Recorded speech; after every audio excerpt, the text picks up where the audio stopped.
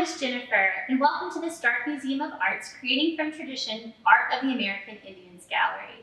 This week at Art Quest at Home, we're learning all about weaving. So Miss Karen asked me to bring you to the gallery to show you some of our Dene weavings. The Dene are a Native American people from the southwestern region of the United States. Sometimes you might hear them called Navajo. Dene is the word that the Navajo used to refer to themselves. At the Stark Museum of Art, we recognize this traditional name and use it in conjunction with Navajo to help our audience better understand. The Dene have been weaving for hundreds of years, and at the Stark Museum of Art, we have over 200 Dene weavings in our collection. If you've visited us before, you may have seen Dene weavings in our lobby or here in this gallery. Today, I brought a special object to share with you. This weaving that I'm holding was created by a fifth-generation Dene weaver named Linda Teller Peet. Linda made these weavings for us in 2014 when we hired her to create 3 replicas of weavings in our collection. Linda used an upright loom to create these, and she shared pictures with us. Let's take a look at her process. First, Linda warped the loom using a string looped in a figure-8 pattern. Warp is the vertical strings on a loom. Your loom came warped and ready to weave on. Next, she began to weave the design. This is the weft, or horizontal strings.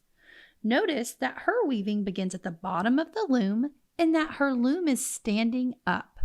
This is the traditional style of upright loom used by Dene weavers. It took Linda approximately 8 weeks to complete this weaving. Notice how the design can be clearly seen as the weaving rises. Her final step was to take the weaving off the loom and tie it off. Let's take a closer look at the weaving from the Stark Museum of Art collection that inspired Linda Teller Peet's weaving. What do you notice? What colors do you see? Do you see any specific shapes? Do you see pattern in this weaving? How would you describe that pattern?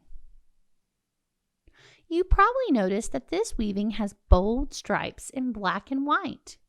You may have noticed there are areas that feature blue stripes, or that there are 12 rectangles that feature white arrows. The Dene weaving that inspired Linda Teller Peet is actually a wearing blanket like the one you see here, and it is commonly called a chief blanket.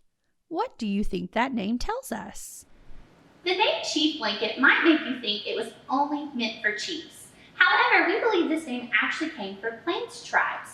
The Navajo or the Dene would actually trade these blankets with other people, other tribes in the Southwest region. Chief blanket owners were people with considerable resources, including chiefs. Today we had the opportunity to see a number of Dene weavings, including this weaving here beside me, which dates from the 1870s. We also learned about the Dene people and their weaving processes.